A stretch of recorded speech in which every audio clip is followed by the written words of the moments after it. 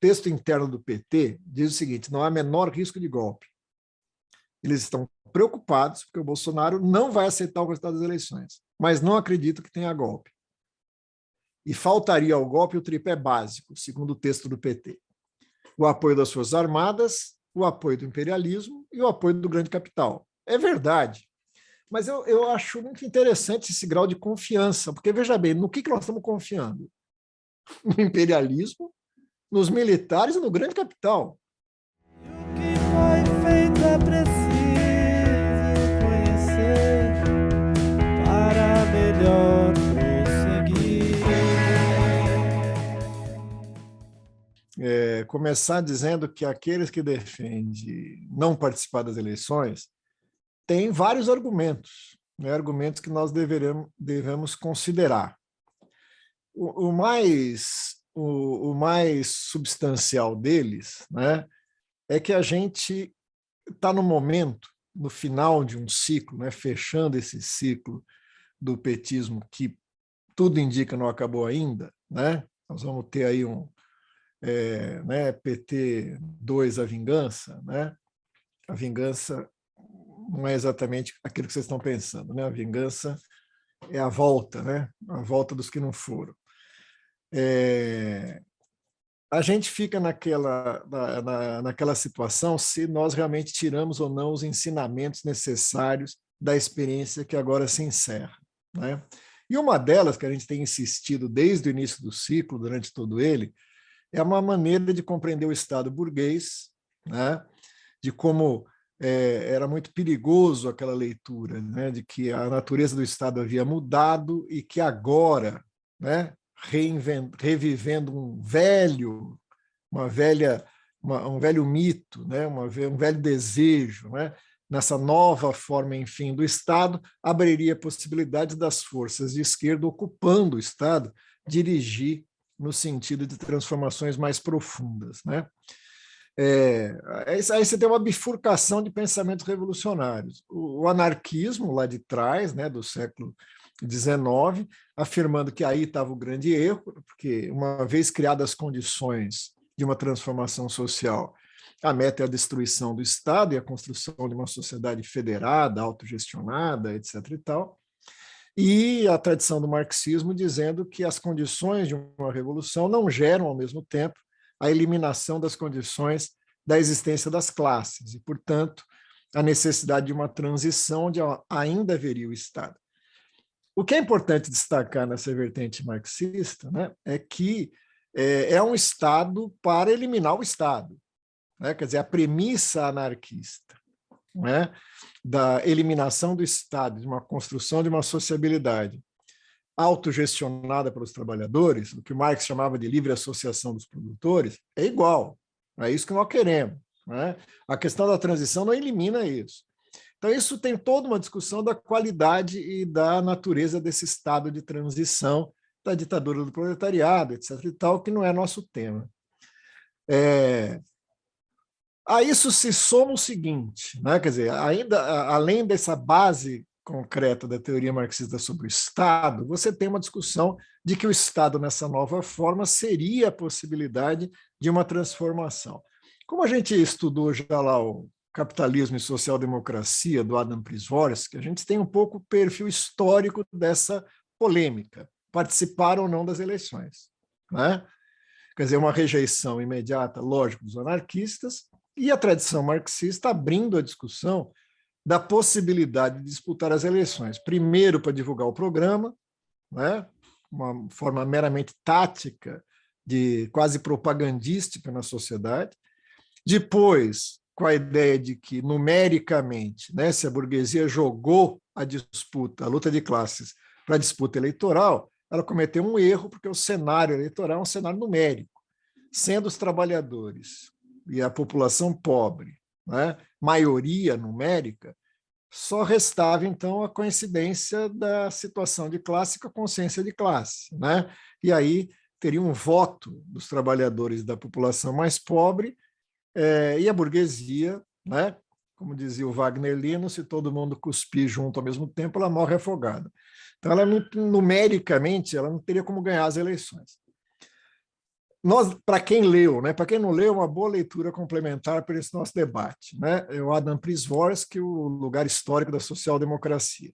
Mostra que a evolução dos votos nos partidos operários, nos partidos trabalhadores, nos partidos comunistas, do final do século XIX, início do século XX, é uma trajetória que leva, né, de resíduos de voto de 5%, de 10%, para um patamar de 35%, 30% dos votos.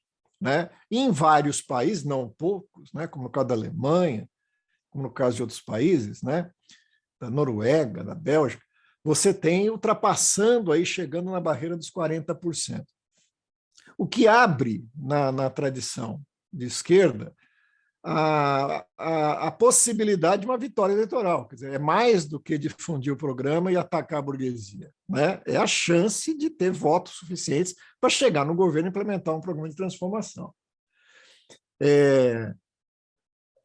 Isso faz com que várias forças políticas optem por participar das eleições. Né?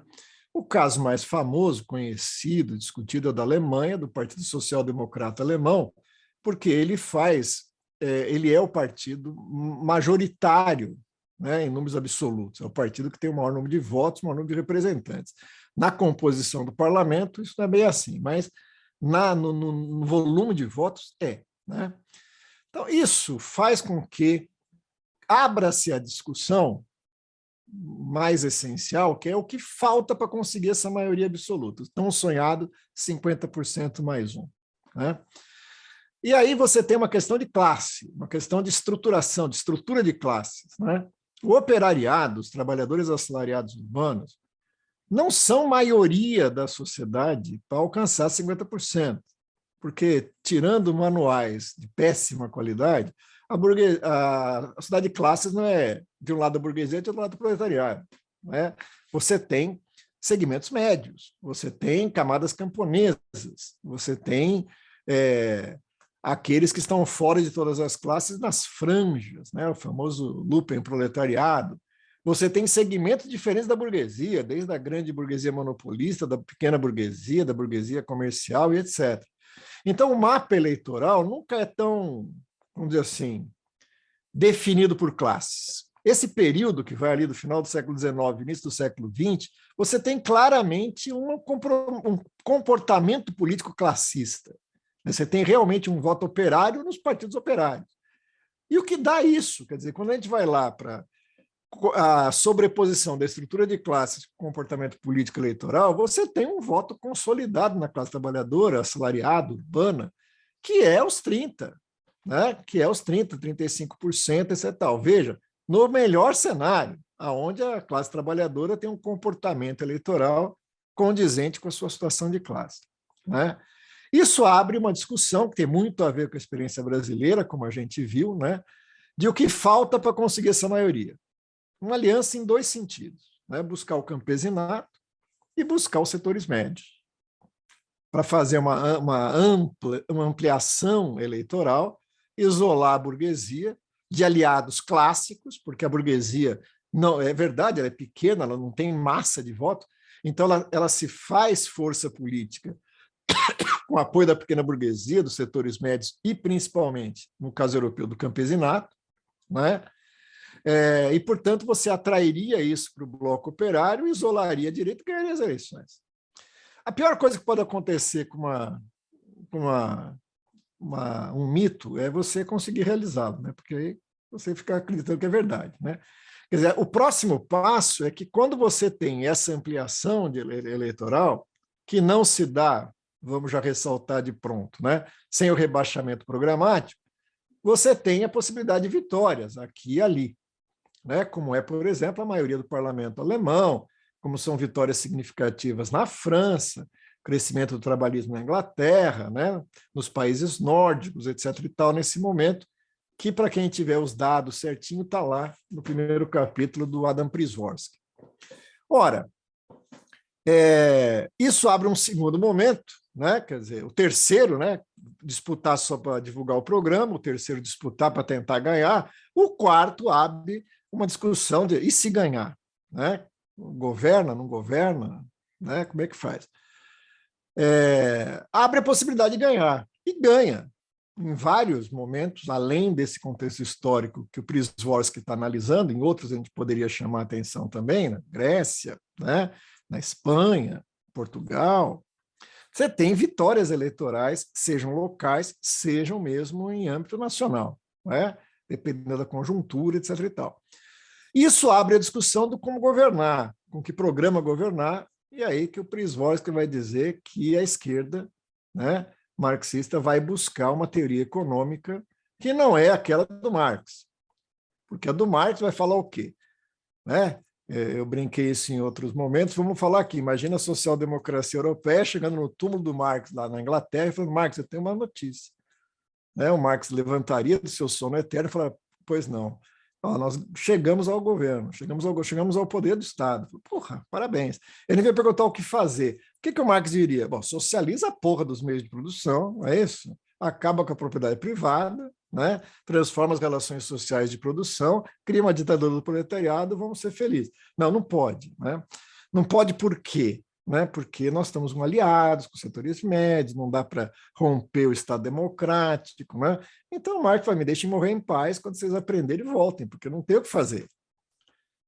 Quem resolve esse problema da ausência de um programa é o keynesianismo. Né? Fazer uma aliança com a grande burguesia, fazer o capital crescer sob controle do Estado, com distribuição de renda, com garantia de direitos, nasce a social-democracia. Então, veja, esse breve assim, recurso histórico nos mostra que essa é uma decisão de participar ou não, não pode ser resolvida simplesmente para participe ou não. Quando a gente traz para a América Latina, quem leva isso mais à frente, mais a fundo e mais consequentemente, é a experiência da Unidade Popular no Chile. Né? Várias tentativas, foi o que nós discutimos no nosso último encontro aqui com vocês, né?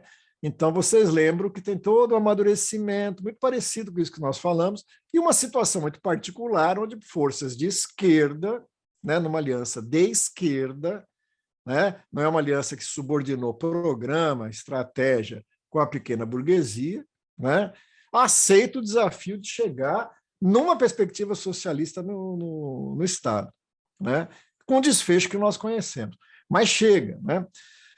Lembrando a frase do Che, participar ou não das eleições não pode ser descartado por princípio. Todo revolucionário que toma decisões por princípio tende ou tem uma grande chance de errar. Né? Um revolucionário toma uma decisão analisando o contexto concreto, analisando a situação real da correlação de forças, da luta de classes, do Estado, da história da formação social e etc.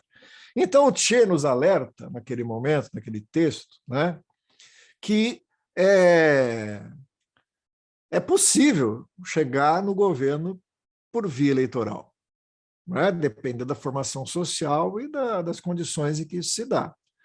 Só que ele alerta que, uma vez chegando ao governo e, consequentemente, tentando implementar o programa de transformações pelo qual foi eleito, isso provocará a reação das classes dominantes, que interromperão o processo por meio de um golpe, e aí volta tudo na mesma coisa. Então, assim, ainda que não se descarte por princípio, ele fala, bom, esse é um meio que se pode chegar ao governo para implementar transformações que tem que culminar numa ruptura, porque aí o Estado é didático, né? Quer dizer, quem tem confusão entre Estado e governo, nesse momento o Estado e o governo se separam didaticamente. Parabéns, chegaram no governo, mas o Estado é meu. Né? Eu tenho instrumentos para poder interromper e garantir a ordem da propriedade privada se esta for atacada. Então, isso remete à nossa discussão, se quisermos aprender com esse contexto histórico, e principalmente com o nosso contexto histórico, né? Quer dizer, com a possibilidade de forças políticas nascidas dos trabalhadores, no campo da esquerda, disputar eleições, chegar no governo, veja, a experiência do PT responde a essa questão. Foi possível. Não é?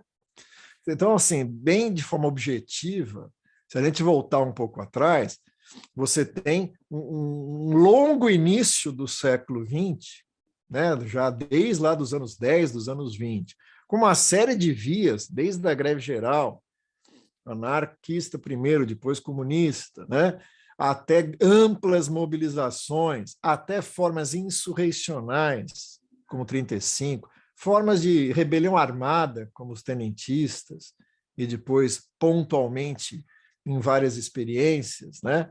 Várias vias foram tentadas, né? E que bateram em fortes barreiras para a sua implementação. É uma sequência de derrotas. Então, quando se pergunta, é possível chegar ao governo por via eleitoral? A resposta que a história nos deu é, né? Quer dizer, é possível.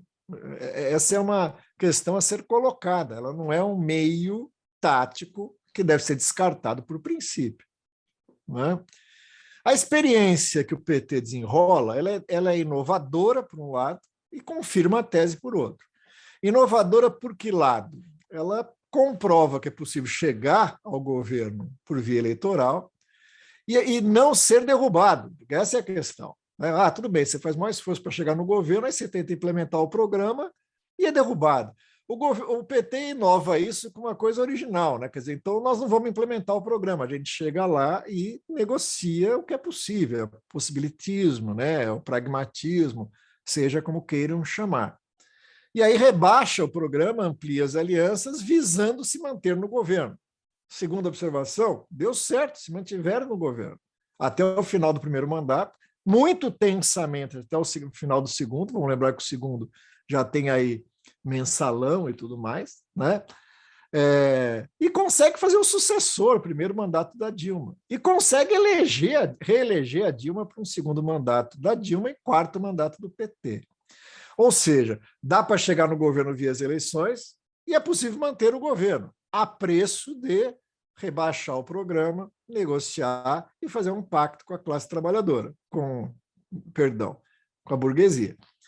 Mesmo assim, o final do ciclo é um golpe de novo tipo, institucional, midiático, parlamentar, jurídico, seja qual for, que interrompe o segundo mandato da Dilma e nos coloca novamente essa questão.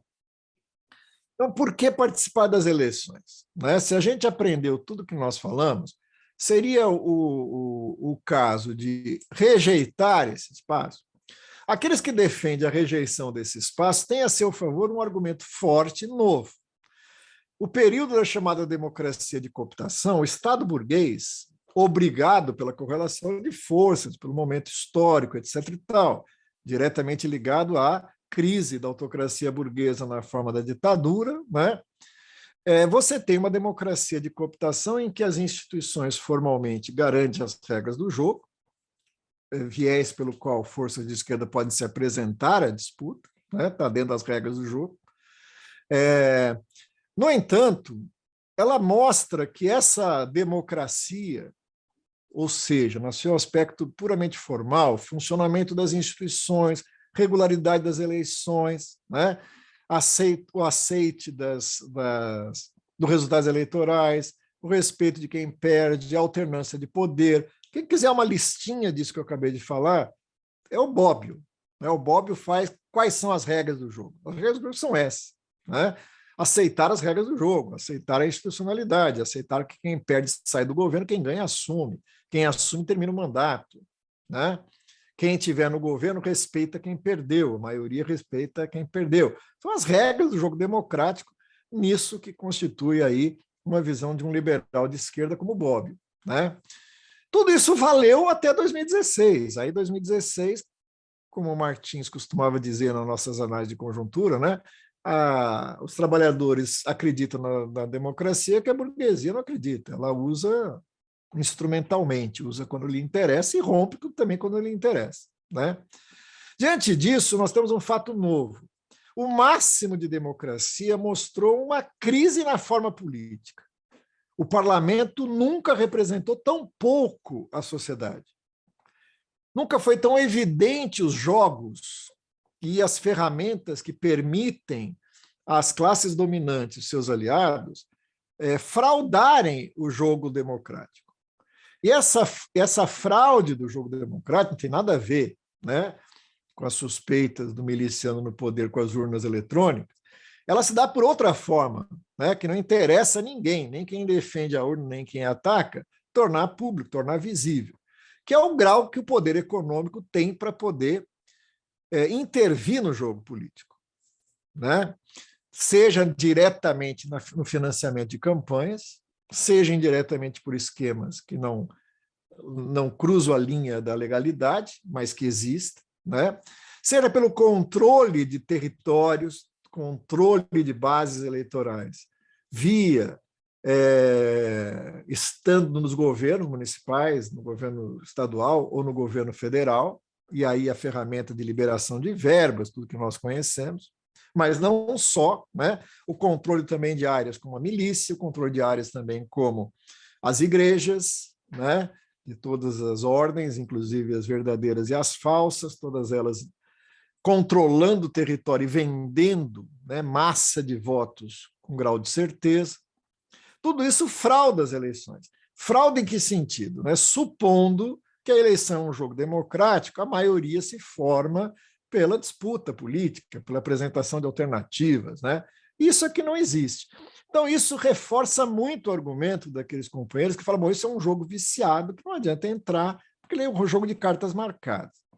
O máximo de democracia, 2002, eleição de uma força política que vem da trajetória, como foi a do PT, foi acompanhada de uma representação parlamentar extremamente conservadora, para não dizer em vários aspectos reacionária, o que o Lula, antes de ser eleito, chamava de picaretas, e que depois viraram aliados do governo, base de sustentação, etc. e tal.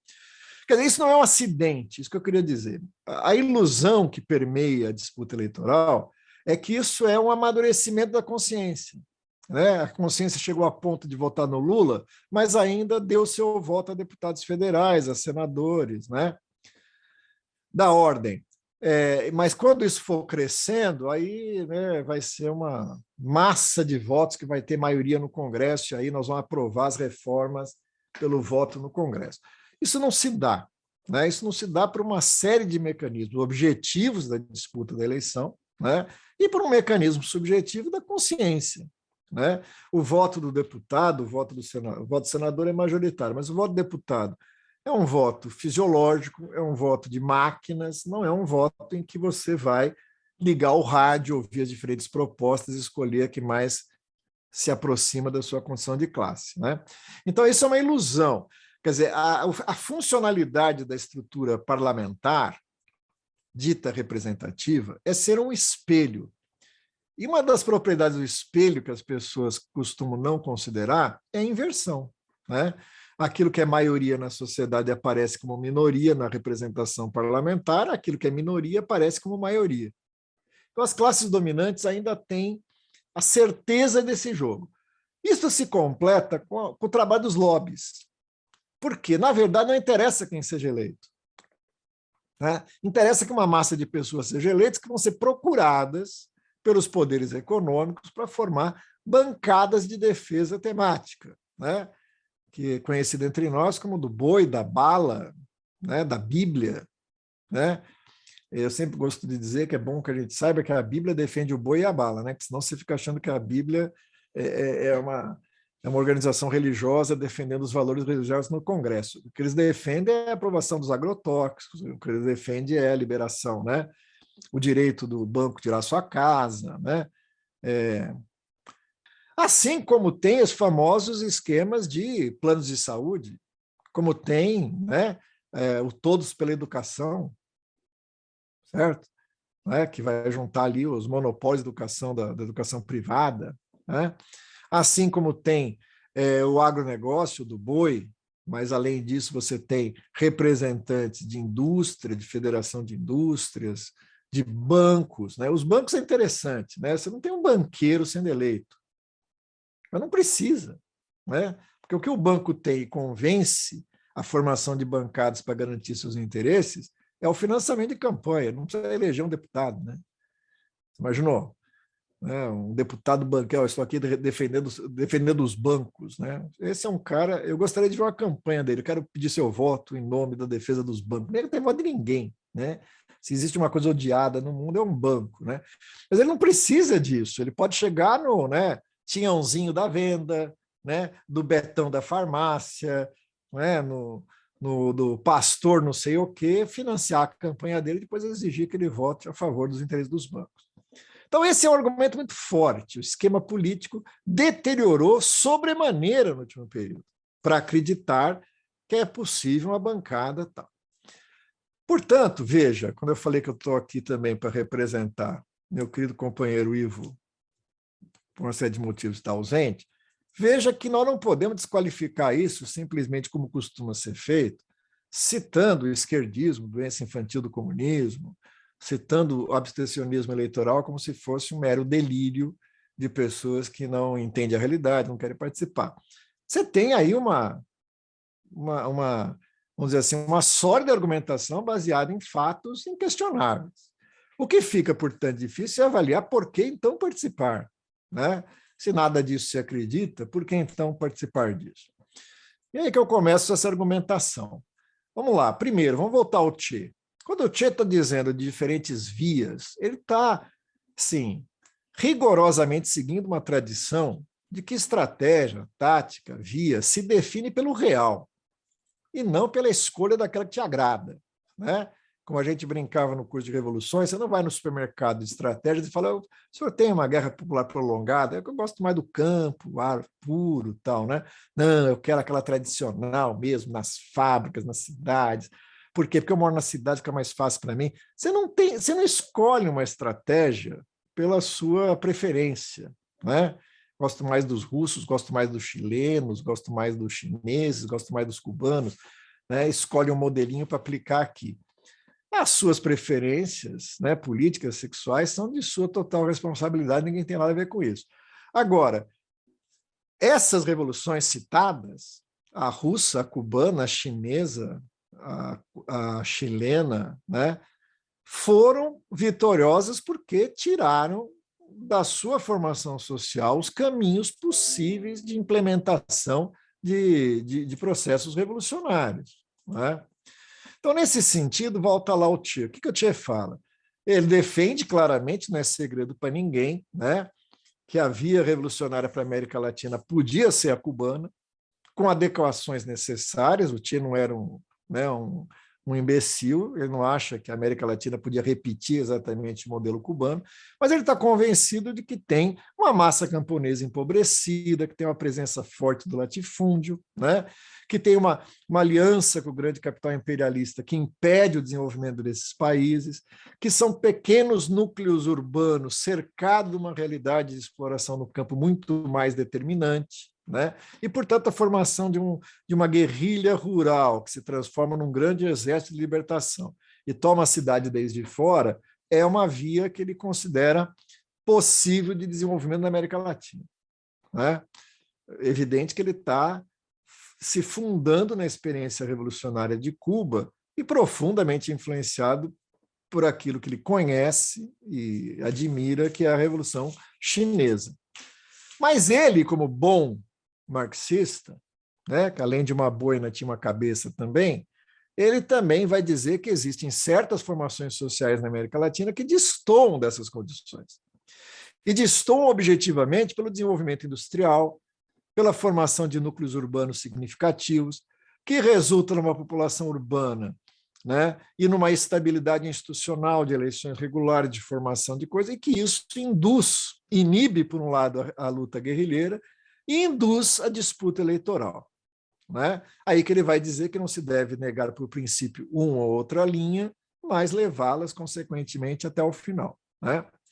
Ele não fala, mas nós podemos dizer que entre essas 3, 4 formações sociais que apresentam esse quadro está o Brasil, né? Eu tenho quase certeza, né, que ele está falando do México, está falando da Argentina e Brasil. A gente poderia incluir nessa lista, talvez, né, o Chile, talvez o Uruguai, né, mas menos, né? Pela estabilidade política, o Chile estaria em primeiro lugar na lista, mas pelos outros motivos, não, né? Mas o fato é que o Brasil está nessa lista, e é verdade, né? Quer dizer, nós, sem negar em nenhum momento o heroísmo, a dedicação daqueles que pela via armada tentaram alguma coisa, nós temos que constatar que, ao tentar bater em limitações objetivas, não desenvolveu, né? Por uma série de motivos, que não pode ser somente atribuído à violência do Estado. O Estado está aí para reprimir mesmo. Eu fui propor uma luta armada, os caras me... Lógico, você propôs uma luta armada, você vai ter que enfrentar o inimigo armado, né? Então, assim, o deslocamento do cenário para formas institucionais de disputa é determinado pela correlação de força, pela experiência histórica. E no Brasil, a derrota da luta armada entre o final da hegemonia do PCB com o golpe e o início da redemocratização bateu num limite objetivo, fragmentou-se, foi derrotada militar e politicamente, e aquilo que emergiu da democratização acabou se constituindo na via que se expressou de disputas eleitorais. Quer dizer, então, ali para meados da década de 70, para o final da década de 70, abriu-se um caminho de disputa eleitoral, por onde o centro da luta de classes, para aqueles que acreditam, para aqueles que não acreditam, para aqueles que foram desconfortáveis, para aqueles que foram convictos, foi a disputa eleitoral, né? E voltando, que resulta da chegada ao governo em 2002. Não é? Então, assim, não desprezemos a força de atração daquilo que acaba se impondo. Não é? Ora, por que participar disso? Vamos voltar. O PT tem uma trajetória muito semelhante àquela que o Prigozhin descreveu na social-democracia europeia. É evidente que o PT trabalhava desde o início com uma prioridade na disputa eleitoral, até porque negava a luta armada, negava outras formas de luta. Mas, num primeiro momento, é claramente para organizar os trabalhadores para suas demandas específicas e ter uma expressão política para não ser capturado, como acontece frequentemente, por outros setores políticos que usam os trabalhadores para seus objetivos. Então, a primeira perspectiva de participar das eleições é criar um bloco social que não permita que ele seja capturado pela ação política e a disputa política de outros segmentos de classe. E, lógico, principalmente dos adversários, né? E, mais uma vez, nós temos que dizer que o PT foi bem sucedido nisso, né? Ele cria um partido de trabalhadores, ele vira uma referência para um segmento da classe trabalhadora, né? E também para certos setores dos segmentos médios, e consegue uma força eleitoral. Então, ele passa dessa primeira parte simplesmente propagandística de um programa para uma fase de é possível ganhar as eleições. E vai ganhar. Né? 82 é o começo de vitórias eleitorais pontuais. Né? E 2002, a chegada ao governo federal. E ele passa para a terceira fase. Né? Bom, mamãe, cheguei no governo. Né? O que eu vou fazer? Lógico, né? A história é madrasta. Né? Eu vou ser keynesiano, quem dera, meu filho. Né? Você não vai nem conseguir keynesiano ser. Você vai ter que fazer um pacto, vai ter que ser neoliberal bonitinho. Né? Tem os neoliberais feios. Né? O Alckmin é um neoliberal feio. Sabe? Quer dizer, quando eu era criança pequena lá em Barbacena, a gente tinha que fazer aliança com todo mundo para derrotar o PSDB. Né? Eu lembro disso. E depois, agora, eles se aproximaram. Mas isso é coisas da vida. Mas veja, eu vou ser transformador, eu vou ser democrático, eu vou ser popular, mas o Estado tem que fazer o saneamento financeiro, a lei de responsabilidade fiscal, certo? Então, assim, você tem uma terceira fase, chegou ao governo e implementou um programa que a gente, para resumir, nós já discutimos isso em outras oportunidades, é o democrático popular na situação de governo, uma democracia de cooptação, uma conciliação de classes, que tem por pressuposto crescer a economia capitalista e com os tributos, o fundo público, ir pouco a pouco reduzindo as manifestações mais agudas da miséria absoluta. Né?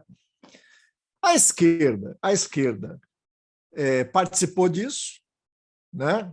Assim, as pessoas aqui não querem manifestar, né? Mas eu tenho provas, documentos, fitas gravadas, todo mundo participou de 2002, né?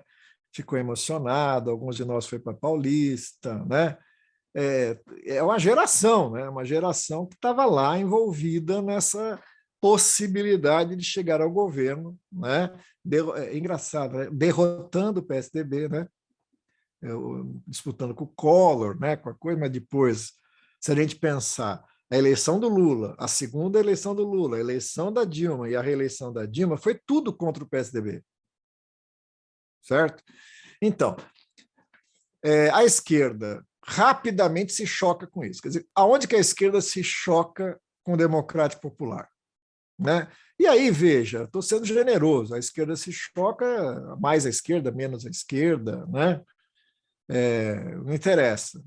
Mas, assim, uns mais moralmente, outros mais politicamente, né? Mas, assim, os pontos são nítidos. A reforma da Previdência, né? A abertura para o agronegócio, o abandono das bandeiras principais da reforma urbana, certo? Conforme vai crescendo o preço do pacto, isso vai se expressando na educação, na saúde, na questão da terra, né? Na questão do Estado, dos serviços públicos. Parte daqueles setores comprometidos com isso vão se desiludindo com o governo. Um setor fica dizendo, ó, ainda não aconteceu a grande traição, ainda é uma coisa em disputa. Outros percebem que a disputa foi para o brejo, saem do governo e vão para a oposição. Né? E vão para a oposição. Quer dizer, na oposição, esse segmento, veja, numa hegemonia acachapante, né, do PT no campo popular, ficam reduzidos. O PSOL caminha no sentido de fazer uma oposição com os mesmos instrumentos, ou seja, eleitoral, institucional, etc. Outras forças políticas, como o PCB, vão tentar fazer o caminho mais difícil. Né? Participam disso, mas não priorizam isso. Né? Paga o ônus por isso, o outro recebe o bônus por isso. Né? Quer dizer, consegue bancadas, consegue ser visível institucionalmente, ainda que, do ponto de vista do Congresso, bastante minoritários, né? Mas cumpre seu papel de denúncia, etc. E tal. O Gramsci coloca ali duas coisas que me parecem os eixos centrais, depois no debate a gente pode ver se me escapa alguma coisa. A primeira afirmação que devemos destacar é que o Gramsci fala: por que os comunistas vão para o parlamento?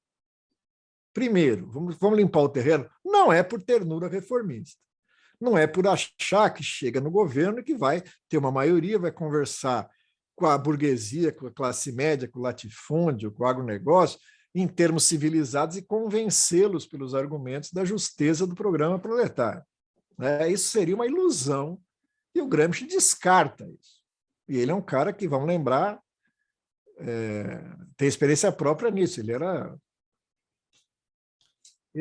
era parlamentar, né? Era deputado.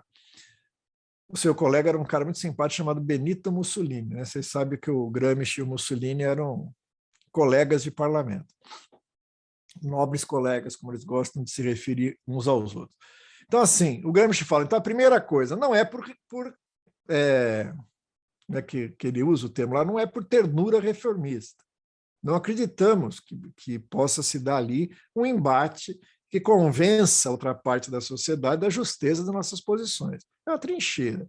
É para fazer ecoar nesse espaço o programa proletário, as necessidades dos trabalhadores, defender com intransigência essa proposta sem a perspectiva de ganhar isso na luta parlamentar, mas ser uma expressão política da luta de massa, sindical, operária, camponesa, que dá fora do parlamento e que encontra nos representantes no parlamento um porta-voz, né, para expressar essas lutas. É só por isso. Né? Em linhas gerais, né, depois a gente pode voltar para o texto do Gramsci, é isso que ele está falando. Ele está apontando um princípio que, por exemplo, o PCB acompanha a sua história, que é a combinação de formas de luta. Né? Uma das primeiras iniciativas políticas do PCB, depois da sua fundação em 22, é a formação do famoso Bloco Operário e Camponês, que lança candidatos para vereador, para prefeito e para presidente da República, inclusive. Né? O BOC, né? A Aliança Nacional Libertadora, a ANL, né? é uma frente ampla de massa com setores da pequena burguesia, da burguesia democrática, etc. e tal, mas que se expressa como uma força política, discute programas, discute candidaturas, etc. e tal. A Marli Viana, por exemplo, quando vai analisar o levante de 35, fala em grande medida o PCB fez contra a ANL. Né? A ANL não apoiava a luta armada, né? Mas o PCB era uma das forças principais da ANL e opta pela luta armada. Quer dizer, aí você tem claramente uma construção política, institucional, ao lado de uma estratégia insurrecional que acabou se expressando em 35. Né? Ou seja, combinação de lutas. No auge, né,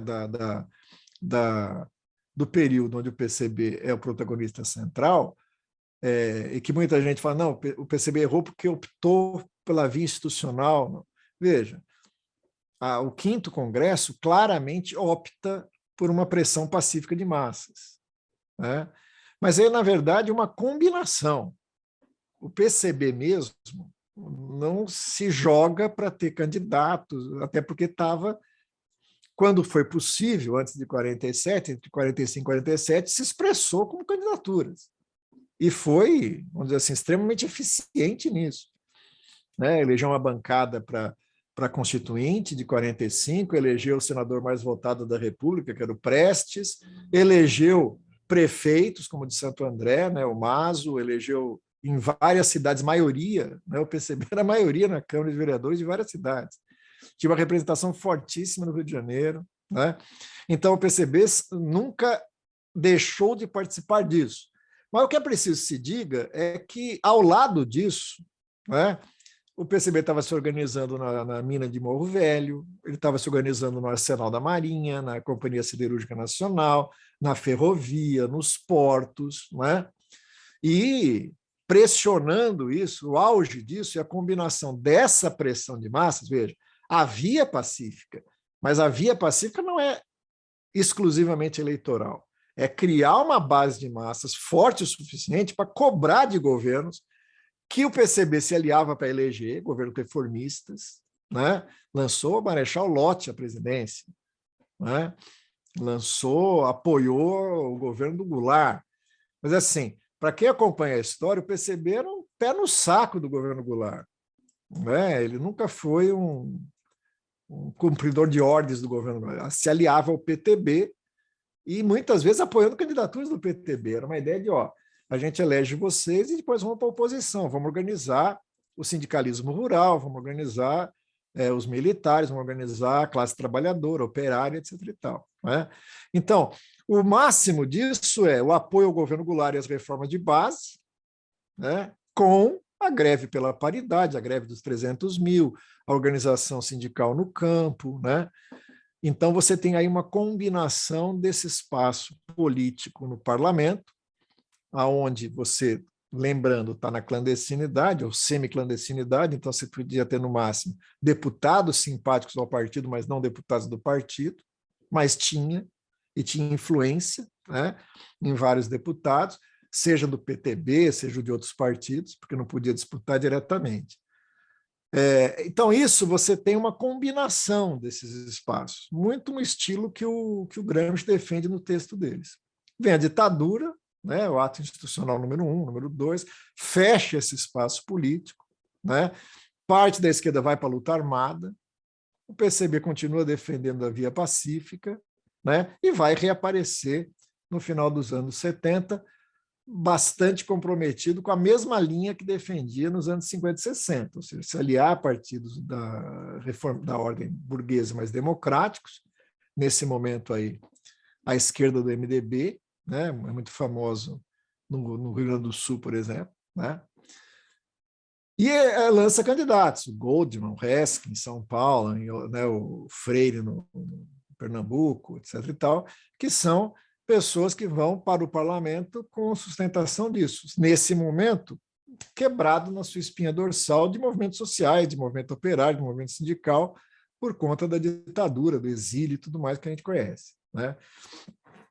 Quando a gente passa isso para o desenvolvimento do período da transição democrática, né, a esquerda oscila, né, em apoiar frentes. Eu acho que é o período que a gente pode resumir, é que prevalece a ideia de frentes, boa parte da esquerda vai para o PT, né, é muito pouca aquela esquerda crítica ao PT que fica fora. A gente pode registrar aí, por exemplo, os sobreviventes da teoria marxista da dependência, né, que não vão para o PT, uma série de motivos, né, a Vânia, o Teotônio, etc. Tal, vão acabar orbitando em torno do PDT, né, do antigo trabalhismo.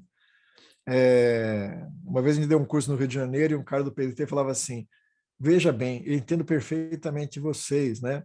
Mas o PT é para fazer a revolução, não estou entendendo. Se vocês não aprenderam com o PCB, tem que apoiar o PDT, pô. Para governar é o PDT. Por quê? Vai dar tudo errado. A gente vai governar, vai dar tudo errado, aí vocês fazem a revolução, não é isso que vocês tinham, não é isso que vocês querem? Né? Por que vocês estão disputando vocês mesmos? Né? Teve aquele momento que era Lula ou Brizola, etc. E tal, né? Então, a maioria esmagadora você tem segmentos muito fora, né, que fazem a crítica ao PT, mas fazem a crítica ao PT e vão para o abstencionismo, né, vão para a negação dessa esfera. Inclusive no sindicato. Vamos lá. Que a gente fala em não votar como se fosse uma coisa da doença daqueles que se transformam em siglas eleitorais, disputam as eleições, etc. E tal. Vamos lembrar que o Boito defendia isso para o sindicato, né? O sindicato é uma máquina do Estado que serve para garantir a ordem burguesa. Então, não tem que disputar os sindicatos. Tem que ficar fora dos sindicatos, buscar a organização autônoma dos trabalhadores, etc. Tal. Uma pequena corrente disso vai dar no autonomismo, tem um curto voo, né? Desaparece. O Boito agora faz a volta para apoiar o PT, então isso não se constituiu numa linha que apontasse isso. Mesmo segmentos muito radicalizados, né, que a gente está chamando aí a convergência, né, os grupos ligados à elite, aos morenistas, etc. e tal, quase todos eles vão para dentro do PT. Né? O PCdoB, num momento, fica fora disso, certo? Fiel à linha de continuar apoiando o MDB, os candidatos do MDB, etc. e tal, e depois numa Constituição que vai, como a gente sabe, ao final, ser força auxiliar do PT, né? É estranho. Se a gente voltar isso para trás, vai dar problemas, né? Porque você tem apoio do PCdoB para governos do Democrata, do PFL, né? Do MDB, né? Eles sempre tinham um jeito de colar em quem era governo, quando o PT foi colaram, né? Mas aí, intransigência minha, deixa eles lá. Eles sempre apostaram no debate eleitoral. Tudo bem? No contexto atual, para a gente ir para uma segunda e última parte dessa exposição, a discussão passa por feito essa trajetória do governo PT, né? Na sua chegada ao governo, na implementação de uma política de conciliação de classe, com a interrupção disso em 2016, com a transição tumultuada do Temer para uma extrema-direita chegar no governo no período dominado por forças milicianas, tão catastrófico como aquele que nós estamos agora, né? Isso volta a um pequeno momento de prevalência de lutas de massa, um momento muito difícil, porque de defensiva, de fragmentação e etc. e tal, que não foi capaz de segurar as contrarreformas, todas elas, né?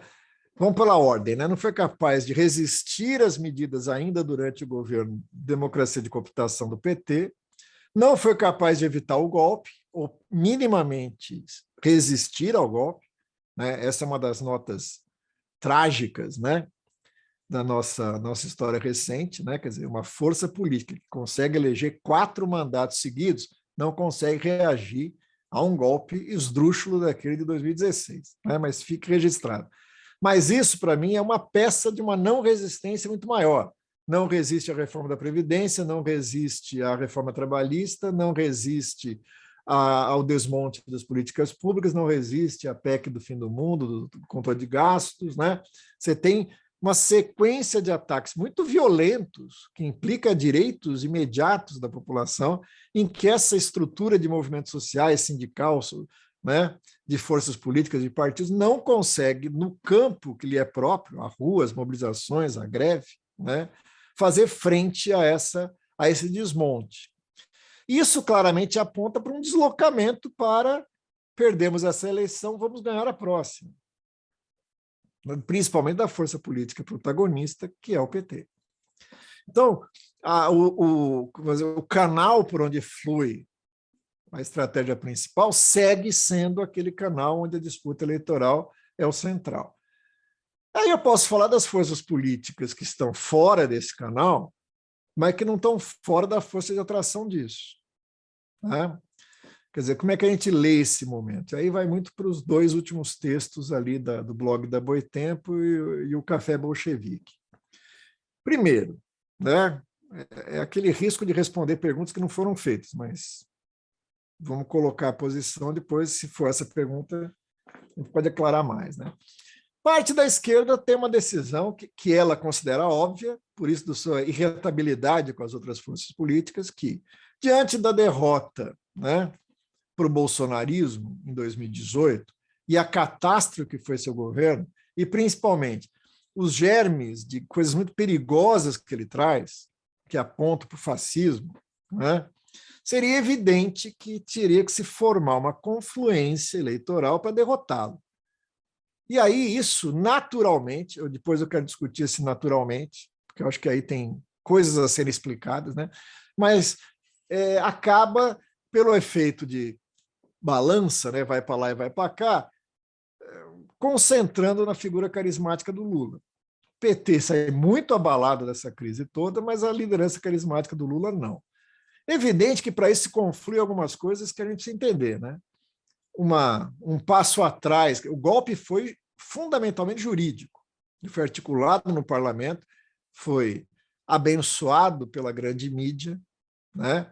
Mas ele foi urdido, né, por um plano que hoje nós conhecemos, que passa pela estrutura jurídica, seja pelo Supremo Tribunal Federal e seja pelo esquema da Lava Jato. Isso recua, isso reverte, quer dizer, essa história recente começa, né, pela anulação das sentenças, pela declaração da parcialidade do juiz Moro, né, pela recuperação dos direitos políticos do Lula, ele pula de cara para o primeiro lugar das pesquisas. Isso não é de se estranhar, porque se a gente pensar que em 2018, em sendo candidato, né, ele estaria em primeiro lugar nas pesquisas. A história não existe ser, não dá para saber Lula e Bolsonaro qual seria, né? Eu acho que a vida do PT não seria fácil, né? Lógico que seria mais difícil para o Bolsonaro, mas não quer dizer que seria fácil para o Lula ganhar do Bolsonaro em 2018. Existe essa possibilidade, né? Talvez para o Lula a cadeia fosse algo que, em perspectiva, o favorece, porque ele acaba sendo envolto numa mística de injustiça, o que é verdade, né? Foi uma manobra jurídica absolutamente descabida. Ele volta cercado dessa aura de que resistiu, fui preso, não perdi a paciência, não chutei o tabuleiro, vou respeitar as regras do jogo e volto agora para disputar as eleições, pontuando nas pesquisas como favorito nas eleições, com cenários que podem variar para o primeiro ou para o segundo turno. Há um tempo atrás, mais para o segundo turno, hoje, né, deslocando um pouco mais para a possibilidade de vitória no primeiro turno. Diante disso, forças de esquerda, e aí me refiro claramente ao PSOL, porque o PCdoB já nasceu colado com isso, né? Quer dizer, acho que ninguém abriu o jornal para falar qual vai ser a posição do PCdoB, né? Se o Aécio Neves estivesse em primeiro lugar com chance de ganhar, seria o Aécio Neves, mas como é o Lula, eles voltam para casa, né, que os acolheu recentemente. Então, eles vão lá colar no Lula, não tem nenhum mistério nisso, mas o PSOL tinha uma dúvida, já que tinha marcado eleitoralmente candidaturas próprias, disputando, né, com o Lula. Você tem um erro de análise do PSOL aí, né, que é o seguinte, né, o PT com essa crise entraria em declínio profundo e o PSOL o substituiria como principal referente, né? A tese que o Walter Pomar criticava, eu acredito que ele tinha razão nessa crítica, da ultrapassagem, né? O PSOL ultrapassaria o PT e seria a referência. Então, a primeira eleição com a Heloísa Helena, depois a Genro, né, o Plínio, e aí depois a última, o Boulos. são todas expressões com pouca densidade eleitoral, mas representativa, que foi suficiente para formar bancadas, né, que foi suficiente para criar eleitoralmente o partido nos diferentes estados. É um partido também com um certo enraizamento em movimentos sociais, sindical, né? Então, é compreensível esse crescimento eleitoral. Mas ele, portanto, tem uma dúvida, lança uma candidatura própria, segue essa tradição, chama a responsabilidade de articular uma frente de esquerda no primeiro turno, diferente do PT, que já apontava claramente para uma frente com a direita, né? Não com a extrema-direita, nem com, né, o bolsonarismo, mas, evidentemente, tentando costurar aquilo que antes compunha o pacto. E o pessoal decide apoiar o Lula no primeiro turno. Então, a grande questão da disputa eleitoral agora mais recente é por que o pessoal fez isso e por que nós não fizemos. O texto da Boitempo, não esse último, mas o anterior, eu acho que dá conta disso. Podemos, no debate, tirar alguma dúvida, né? Eu respeito a posição do pessoal, eu acho que é coerente, né? Eu não acho que eles estão fazendo isso com uma guinada, como aqueles que saíram do pessoal agora estão afirmando. Tem todo o direito de sair, né?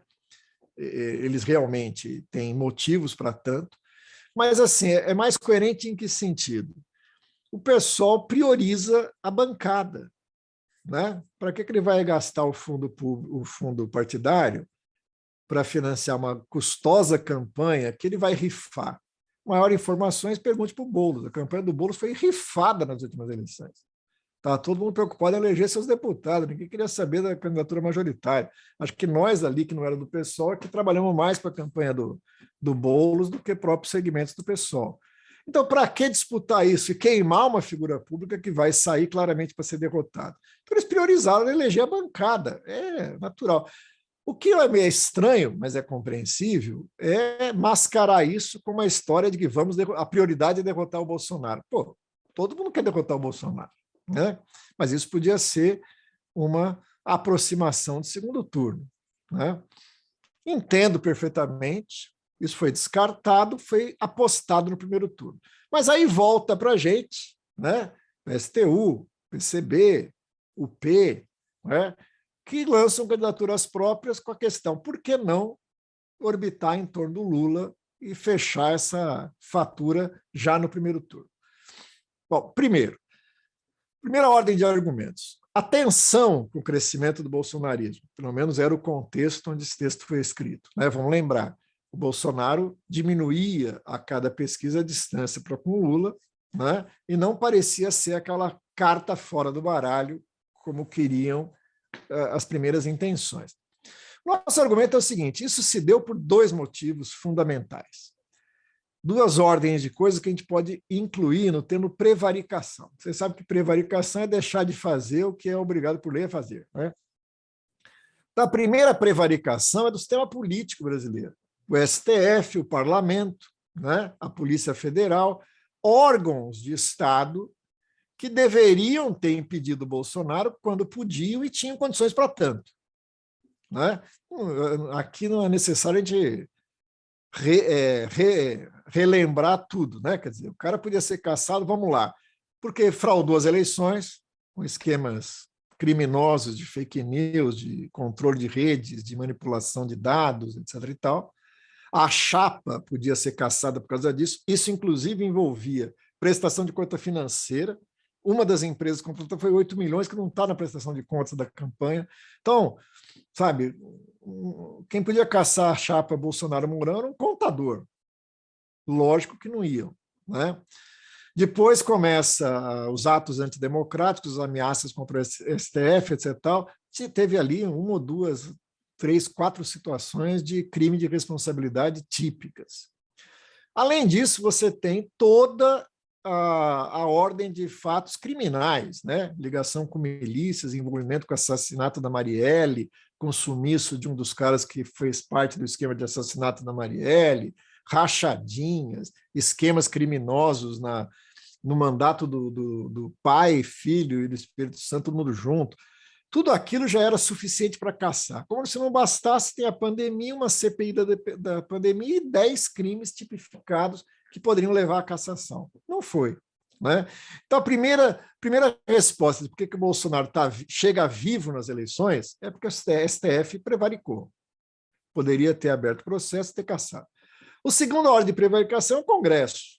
Não preciso lembrar os mais de 100 pedidos de impeachment, com Maia, esse ser invertebrado da República, driblando tudo e garantindo que nada fosse a votação. Os militares garantiram o cara. Eles que foram para São Paulo fizeram um acordo e falaram assim, não, o cara não cai, mas a gente mantém ele dentro do cercadinho. Né? Então, garantiram, respaldaram. Por isso que ele chega. Né? Mas não foi só o Supremo Tribunal Federal, o parlamento, os militares, a mídia. A mídia até fez força bastante para queimá-lo o suficiente e pediu impeachment, principalmente a Rede Globo. Mas não é só isso. O PT e a maior parte da esquerda institucional tirou como linha não derrubá-lo pelo impeachment. Né? Tirou como linha que era mais legítimo derrotá-lo nas eleições. Eu entendo esse raciocínio. Sofremos um processo de impeachment, não queremos naturalizar o impeachment como instrumento de... Esse argumento é terrível, né? Porque assim, a Dilma foi afastada injustamente, né? O pretexto das pedaladas fiscais que o próprio Supremo Tribunal Federal julgou a posteriori que não ocorreram. Mas, pô, o Bolsonaro não, cara. O Bolsonaro cometeu crimes de responsabilidade descarados. O que passaram de pano em cima do cara... O último foi o 7 de setembro, com o caminhão parando estrada, ele falando que ia dar golpe, depois falando, olha, foi no calor do momento, desculpa aí, não era bem nada pessoal. E aí tudo bem. Quer dizer, o negócio da pandemia é gritante, né? Tem corrupção descarada, tem cara vendendo vacina, tem cara, né, deixando de comprar o oxigênio para Manaus.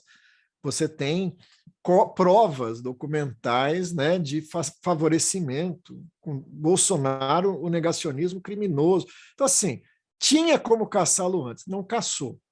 As manifestações de rua pegaram impulso e o PT resolveu que não ia investir nessa frente para derrotá-lo eleitoralmente.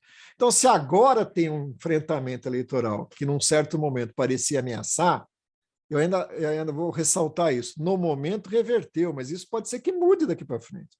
Bolsonaro pode voltar. Deixar o Bolsonaro vivo foi um erro banal.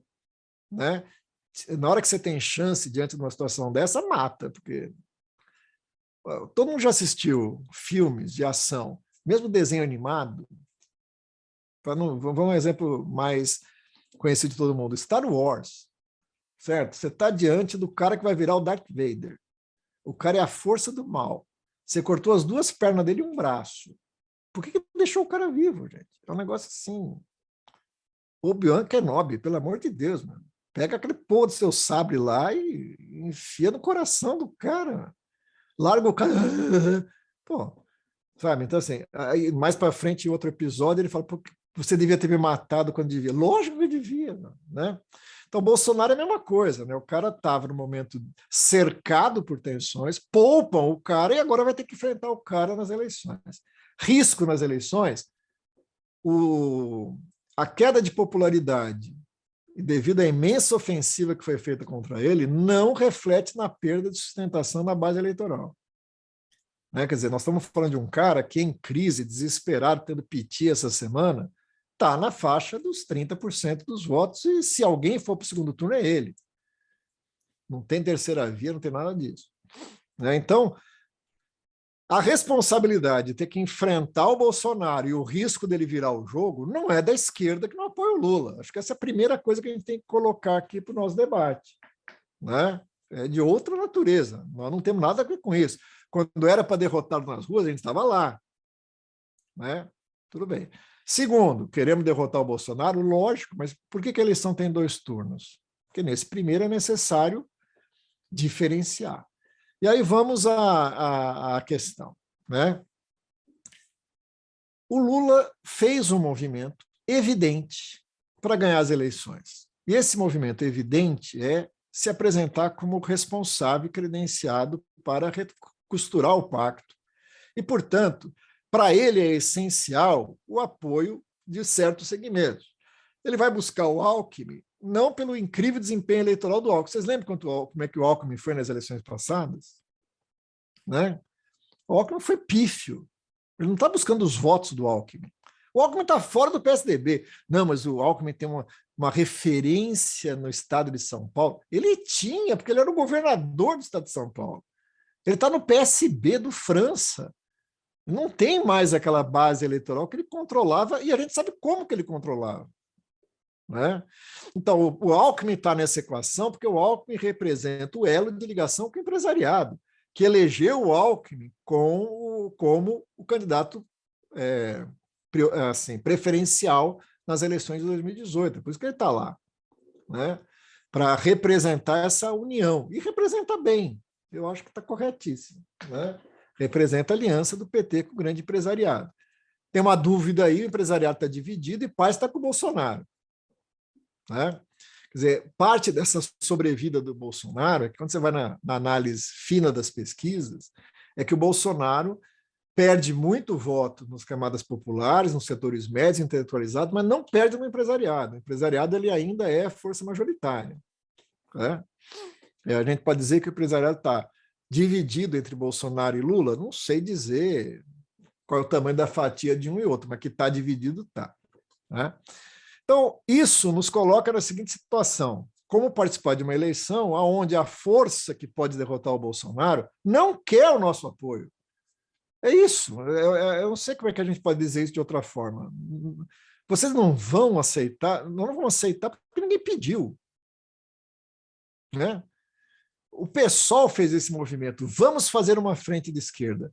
Mas o Lula, enquanto ele estava falando isso, estava buscando apoio do Alckmin. Aí o simpático presidente, né, do PSOL chega e fala o seguinte: olha, nós queremos mas o Lula precisa ajudar. Nós não aceitamos o Alckmin. Aí o Lula fala: vai ser o Alckmin. Tá bom, então vai ser o Alckmin e a gente vai. O Valério, meu querido amigo Valério, inventa uma palavra de ordem perfeita, né?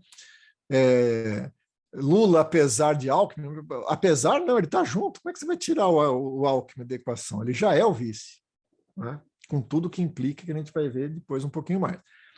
Então, assim, não quer, primeira coisa, nós não estamos apoiando o Lula porque o Lula não quer nosso apoio. Não quer porque acha que a gente é desprezível, não entra na conta, né? Não quer porque vamos entrar na negociação. O pessoal diz assim: nós fizemos uma negociação e nessa negociação ultimamente tem aparecido muito esse argumento, né? Nós acordamos com a direção do PT vários pontos essenciais para a gente fechar o acordo. Vamos lá, o acordo já estava fechado. Fechar um acordo para depois discutir programa não é um bom caminho, muito menos com o PT. Né? Se você quer pelo menos fingir que está fazendo sério, discute o programa, depois se rende, mas assim, não vai fazer o acordo depois discutir o programa. Por quê? Eu até perdi um pouco de tempo lendo os 12 pontos. É interessante que é 12, né? Não é 13, porque o PT tirou da negociação a reforma trabalhista, daqui a pouco eu vou falar disso.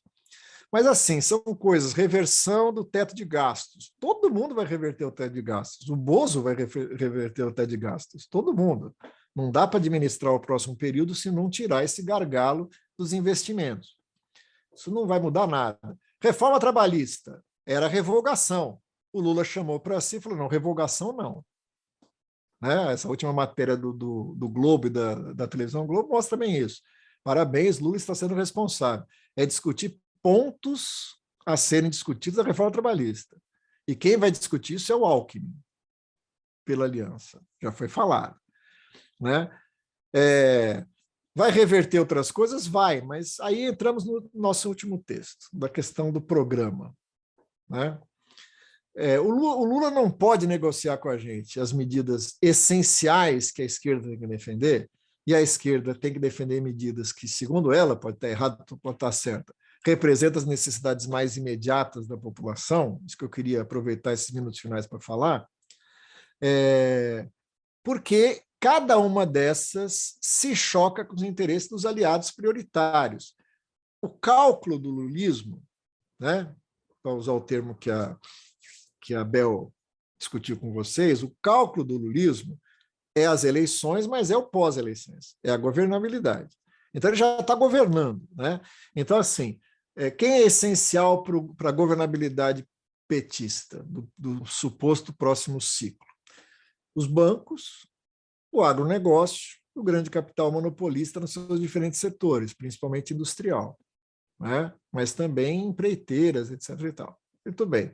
A gente apresenta o quê? A reforma agrária, o agronegócio discorda. A gente apresenta a proposta de controle do sistema financeiro, de estatização do sistema financeiro, os bancos não vão concordar.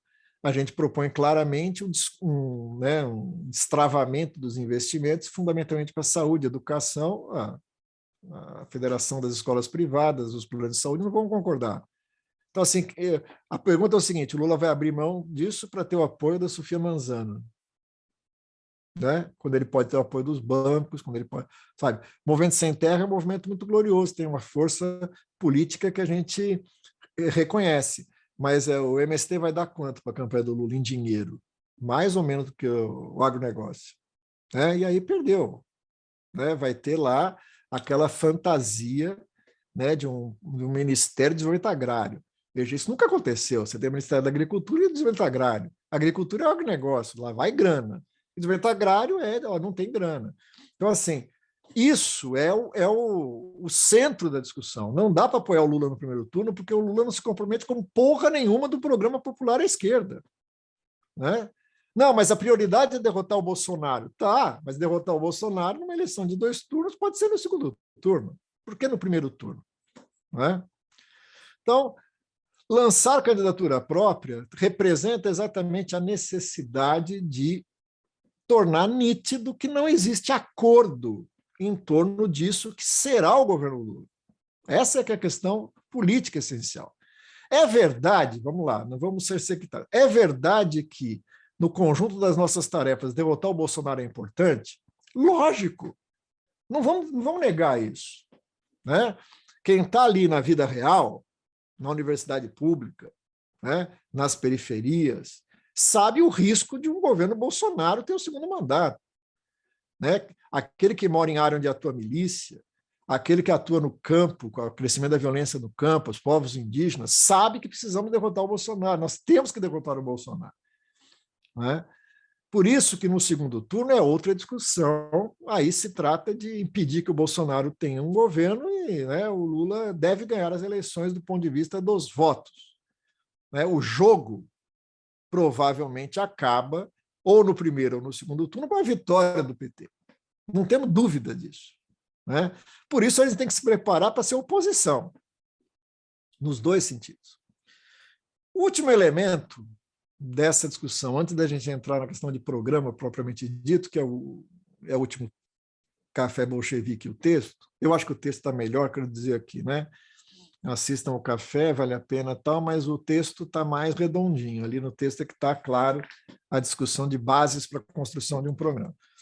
O último elemento que a gente colocaria é o seguinte: o Bolsonaro é perigoso, não deveria ter ido para as eleições, não só porque tem ainda a chance de equilibrar o jogo, e se ele for para o segundo turno, pode ter surpresa, né? Porque a gente não deve menosprezar o grau de fragmentação na consciência da nossa formação social e o quanto o Bolsonaro capitaliza esse descontentamento.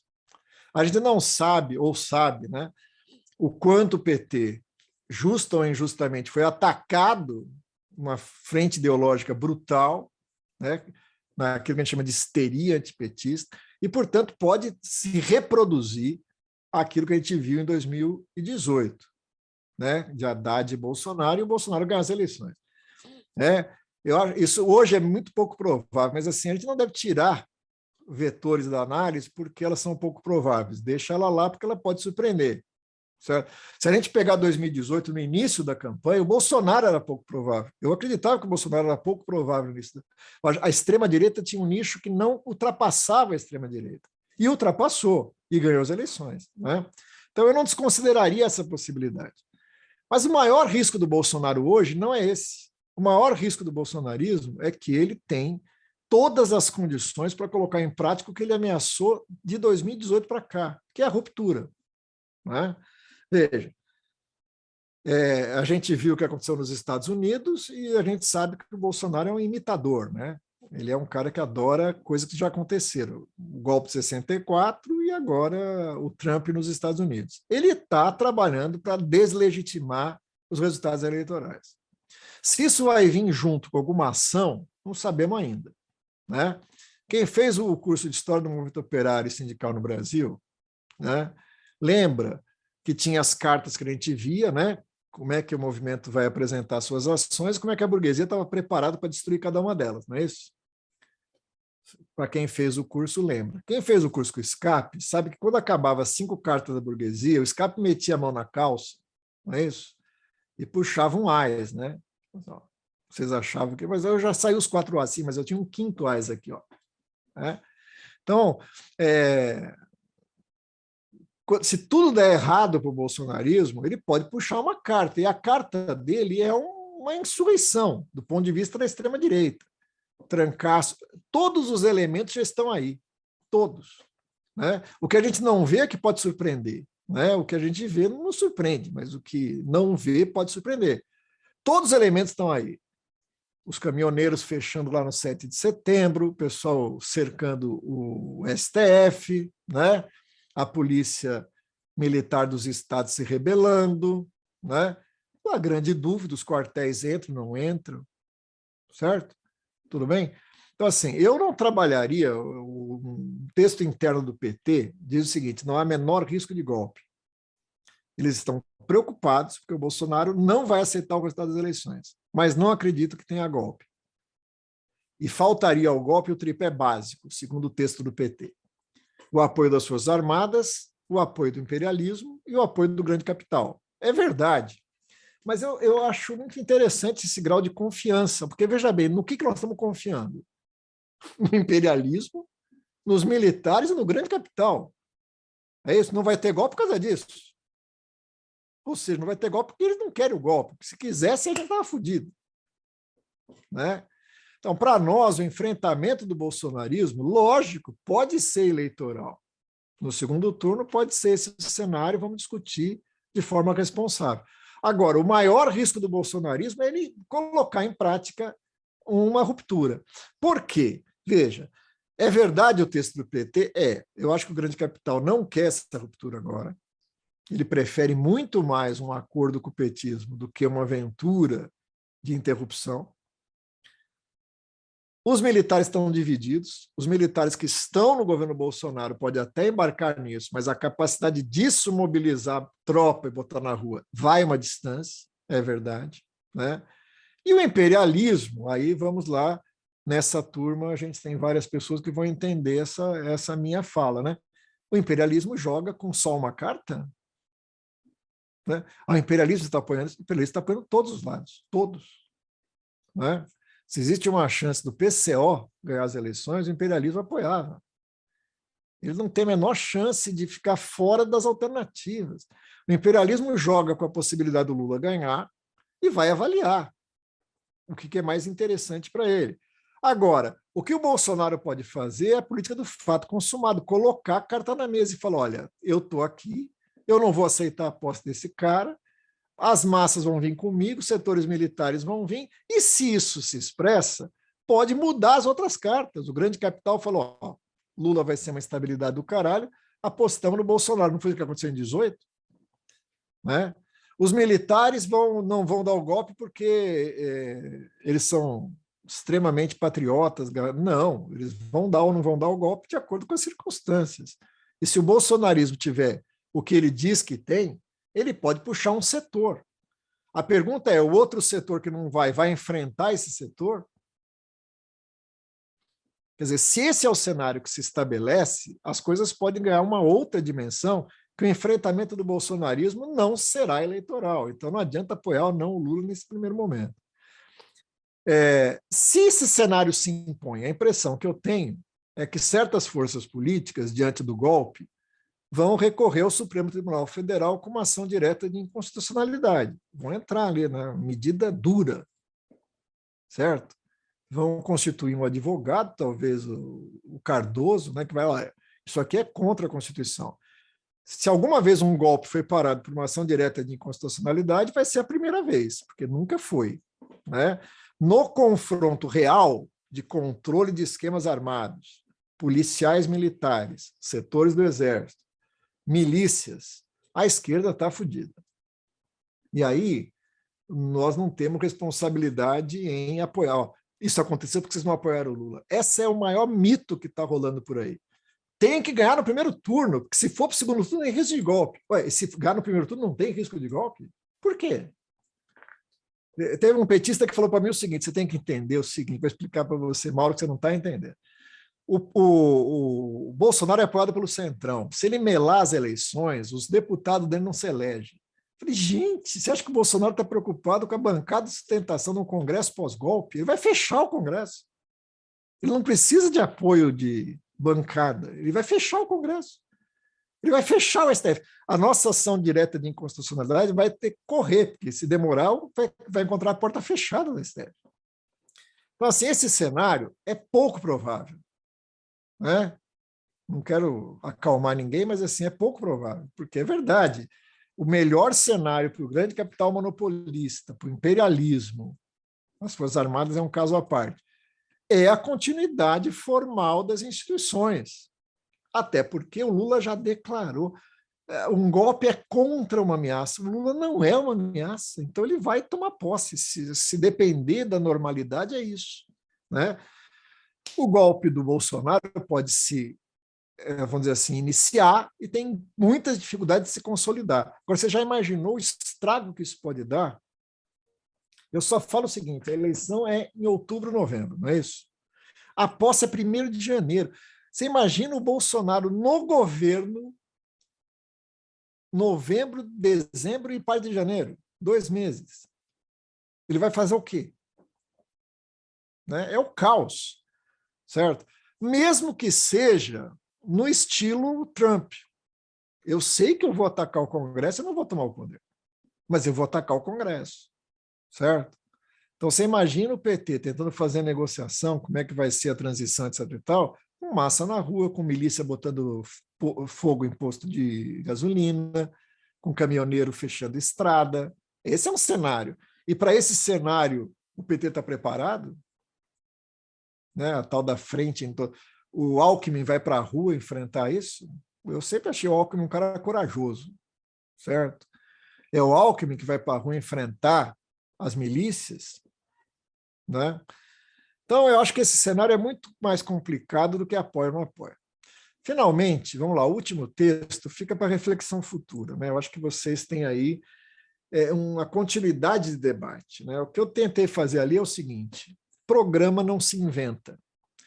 Primeiro pressuposto, sai das contradições do real, da capacidade de setores sociais personificarem isso e dos entraves que encontram. É aí que você deriva daí aquilo que a gente chama de programa. Isso difere profundamente de programa eleitoral. Quer dizer, o que é um programa eleitoral? O que a gente vai fazer na educação, na saúde, no transporte, na segurança pública? Não é verdade, eu recebi a seguinte crítica a última vez no Café Bolchevique, né? Não é verdade que o PT não tem um programa, você vai ler, que você vai lá ver, tem programa para tem resposta para todos os problemas. Eu falei, isso não é um programa. Né? Aquilo que está alinhavado no último texto é o seguinte: o Brasil tem 3 grandes complexos de contradição. Na indústria e dos efeitos disso na força de trabalho assalariada, no campo, no desenvolvimento do capitalismo no campo e nos efeitos nas formas de propriedade, relações sociais e da força de trabalho no campo, e a questão urbana. Né? Por que são complexos de contradições? Porque disso deriva uma série de outros. Da indústria, você teve um processo que nós conhecemos, não vou me estender: reestruturação produtiva, poupança de força de trabalho, né? Mudança do padrão de acumulação para acumulação flexível. Vocês estudaram e conhecem profundamente economia política para entender o que é a crise do capital no grande monopólio industrial. O efeito que se produziu na classe trabalhadora, fragmentando, desconcentrando, precarizando, usando uma parte na produção do valor e uma parte descartando para formas de extrema exploração e precarização. O campo deixou de ser o latifúndio se moderniza, se monopoliza, se transforma em monopólio capitalista na terra, que faz o mesmo. Poupa força de trabalho, tecnologia, extração de trabalho assalariado e de mais-valia, né? que bate no monopólio, na concentração e na crise, e isso produz uma profunda mudança na estrutura agrária no Brasil. Não é mais meia, terça, coisas que antigamente a gente compreendia, né? Agora nós temos um grande monopólio capitalista no campo que explora intensamente uma força de trabalho, com todas as condições de precarização, né? Mas que acumula crises de superacumulação, etc. e tal.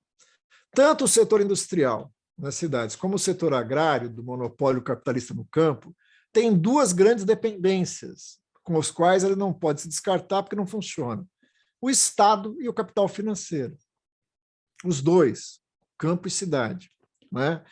A soma das duas crises, porque isso aí desenvolveu muito, né, se dá por dois motivos básicos. Primeiro, quando classicamente o grande monopólio atinge o máximo, ele precisa de áreas de exportação e se transforma em imperialismo. Só que nós somos o máximo do desenvolvimento do capital imperialista. Nós não somos um capital que ao bater vira imperialista. Esse é o sonho do Walter Pomar. Né? Não, não tem como. Não, o capitalismo no centro do desenvolvimento vira imperialismo, nós vira desenvolvimento nacional. Isso não existe, vira uma puta crise. Nessa puta crise, na indústria e no grande desenvolvimento do capitalismo no campo, combinadas gera uma crise urbana. Por quê? Porque a crise urbana é efeito, primeiro, de um modelo a longo prazo, que data lá da década de 50, de expropriação no campo, formação de uma massa de despossuídos na cidade, para poder ser explorado na indústria. Esse é o ciclo. Né? Só que quando essa crise acontece agora, a intensificação da expropriação no campo é acompanhada de uma expropriação na cidade. Né? Isso estoura a cidade, estoura o espaço urbano. Né? E que se expressa como essa crise urbana? Né? Eu brinco no texto. Né?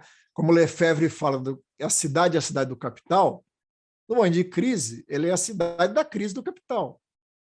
Então, como combinar essa sustentação do monopólio industrial, do monopólio agrário, das finanças, do grande comércio, dos serviços, em crise, com a profunda dependência do Estado e do capital financeiro, com, ao mesmo tempo, a manutenção das condições de vida na cidade, educação, saúde, saneamento, moradia, etc. e tal. Explode, criando tudo aquilo que nós chamamos vulgarmente de crise urbana.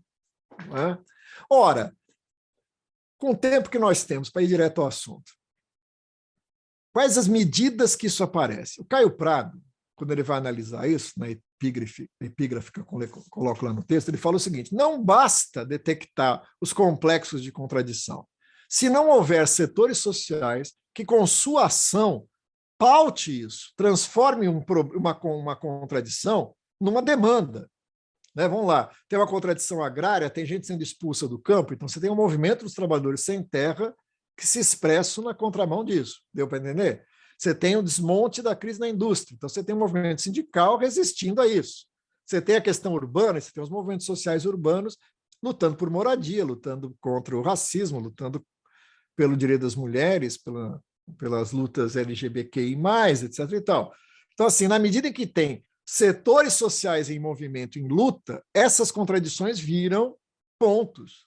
Isso é a base do nosso programa. Perfeito. Só que não basta, diz o Caio Prado. É preciso ver quais são as contradições que se apresentam como barreiras entre essas demandas e sua execução. Então, vamos lá. Qual é a barreira que se coloca entre os trabalhadores assalariados urbanos e suas demandas? Emprego, salário, condições de trabalho, condições dignas de contrato. Os interesses do grande capital monopolista. Posso falar rapidamente assim que todos nós nos entendemos, verdade? Tá. O campo não é mais o latifúndio, não é mais as relações intermediárias de parceiro, meia, terça, não é mais a pequena propriedade camponesa. É o enorme monopólio capitalista no campo, que espreme o pequeno camponês, que espreme o trabalhador rural sem terra. Quando eles se movem, e o que impede o acesso à terra, a uma política agrícola que garanta o pequeno camponês, que garanta o abastecimento de alimentos, o que se apresenta como barreira, nos termos do Caio Prado, como peia, né, é o próprio grande capital monopolista do campo. Se a gente pegar as diferentes manifestações da crise urbana, moradia, segurança, saneamento, saúde, educação, aonde que elas esbarram? elas esbarram no interesse da gentrificação, que está por trás os enormes monopólios da construção civil, né? A saúde pública esbarra na saúde privada, a educação, nos grandes corporações de educação. Então, veja, o que está travando isso é a forma mais avançada do capital, na forma monopólica. Tudo bem? Ora, por isso que o programa tem que ser radicalmente anticapitalista, antimonopolista, anti-imperialista, porque nenhum desses setores que eu citei deixa de ter ligação íntima e indissociável com o capital imperialista. Então, um programa antimonopolista, anticapitalista e anti-imperialista fundado numa profunda desmercantilização da vida. Isso quer dizer o quê? Afastando que não é o nosso programa. Não adianta propor crescer a economia. Porque se você cresce a economia, você acha emprego, você melhora os salários, mas você aumenta a acumulação de capitais. Certo? Vamos crescer a economia? Então tem que crescer algum negócio. Para crescer algum negócio, você vai ter que explorar mais o trabalhador agrícola, concentrar mais a produção fundiária. Vamos resolver o problema da cidade? Vamos como? Dando mais dinheiro para a empresa de ônibus, mais dinheiro para a empresa de lixo, mais empresa para a construção civil, mais dinheiro para a polícia. É isso? Isso é a crise. Portanto, a reversão dessa crise é uma reversão no sentido anticapitalista, porque o que causa não só as contradições, mas como as barreiras que impedem a satisfação dessas demandas, é a ordem capitalista e monopolista. Veja, por quê? Porque nós gostamos do ritmo, né, de capitalismo. Não, é porque isso emerge de uma leitura da realidade. Está errada essa leitura? Vamos abrir o debate, então. Né? Qual é a versão alternativa disso? O desenvolvimentismo? O neoliberalismo? Se a gente privatizar e diminuir o Estado, aí funciona? Se a gente abrir o mercado para os capitais financeiros internacionais, aí resolve? Vamos abrir o debate. Esse é o debate do Brasil. O que deu errado no último ciclo e o que exige que se faça agora. Né? Nós estamos convencidos que o que exige que se faz agora é uma revolução socialista, o que implica não só na apresentação desse programa, como uma constatação dramática. O Estado burguês não tem espaço para a efetividade desse programa, o que implica uma ruptura política, o que implica formas de sustentação política desse processo para além da máquina de Estado burguês, para além da institucionalidade política burguesa, que é o que a gente chama de poder popular.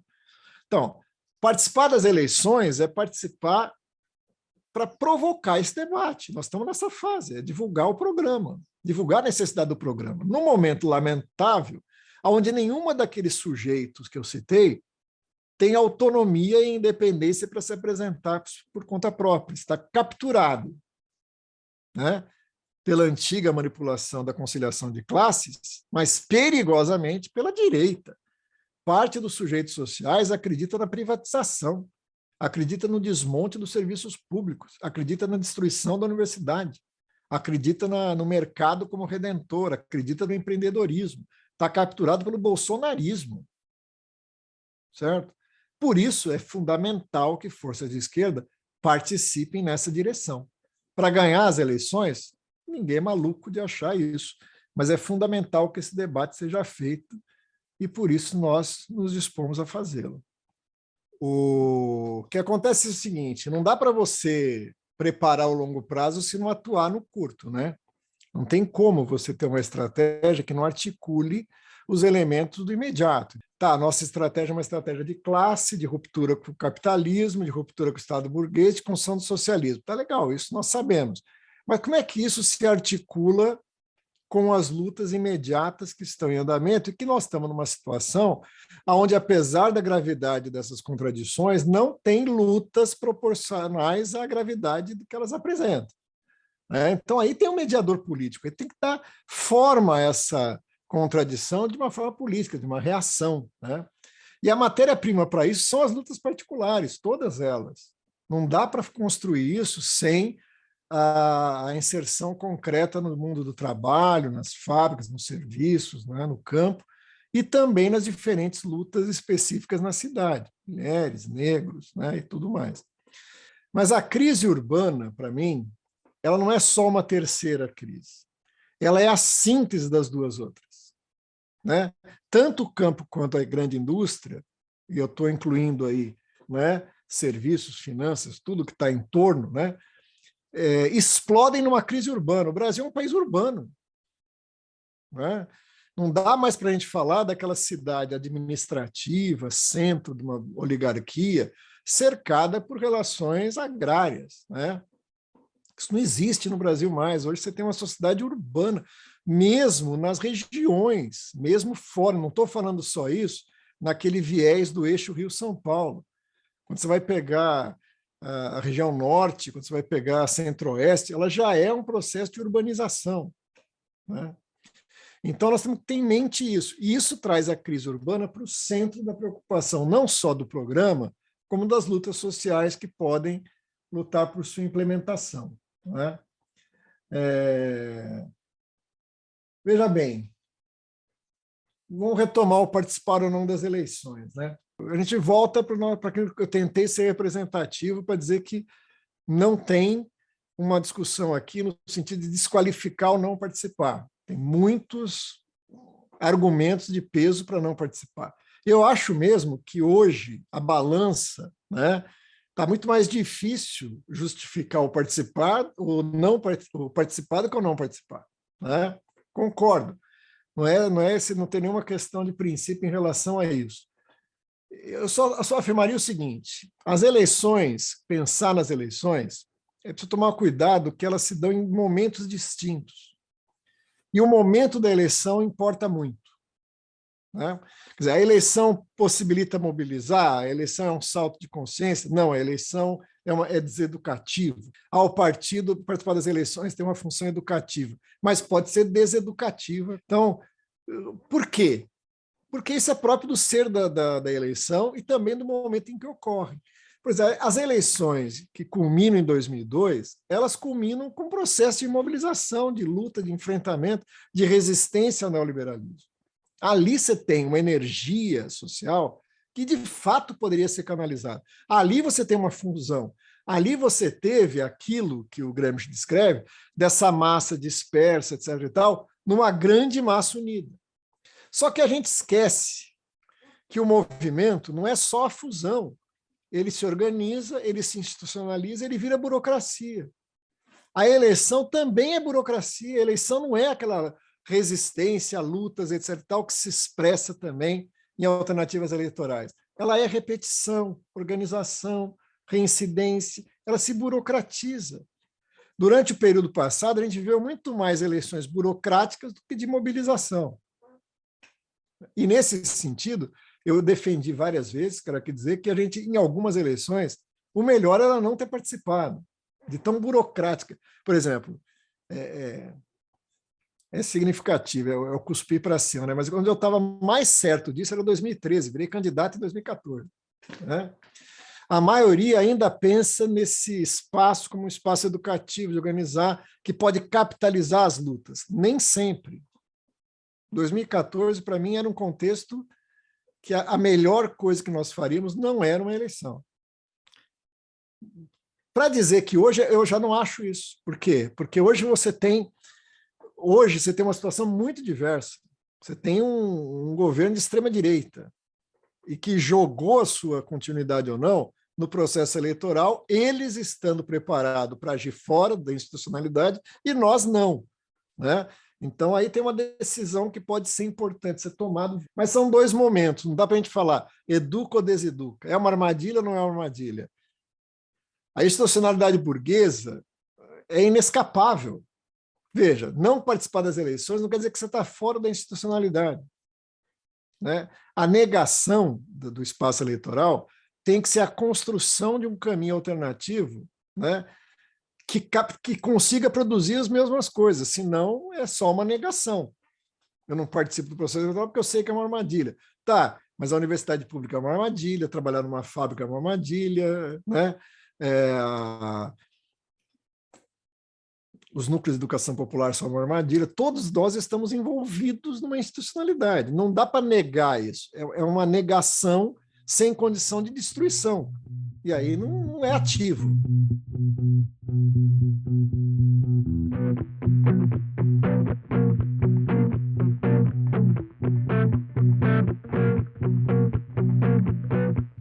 O que foi feito, amigo, de tudo que a gente sonhou?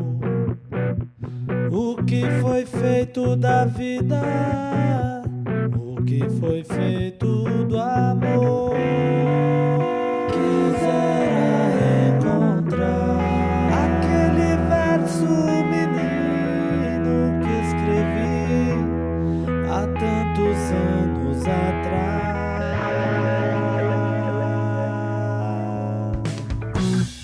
Falo assim sem saudade, falo assim por saber. Se muito vale o já feito, mas vale o que será. Mas vale o que será. E o que foi feito é preciso conhecer para melhor prosseguir.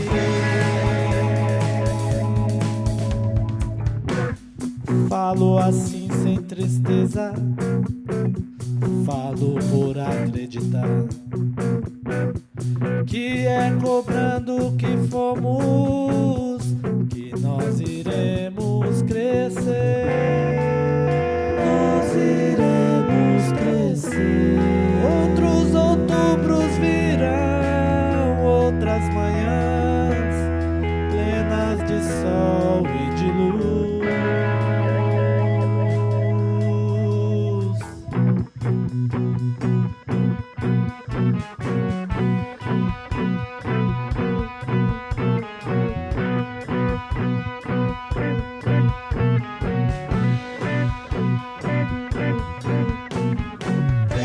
Alertem todos, alarmas, que o homem que eu era voltou. A tribo toda reunida, assim dividida ao sol. Quando o descanso era luta pelo pão e a aventura sem par.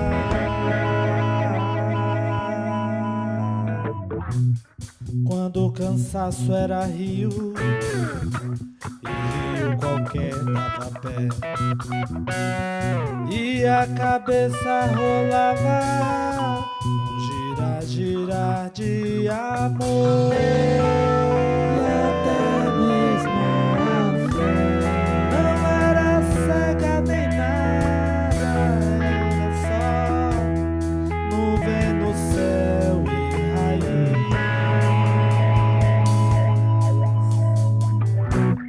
Hoje essa vida só cabe na palma da minha paixão. De vera nunca se acabe, a vida fazendo seu mel.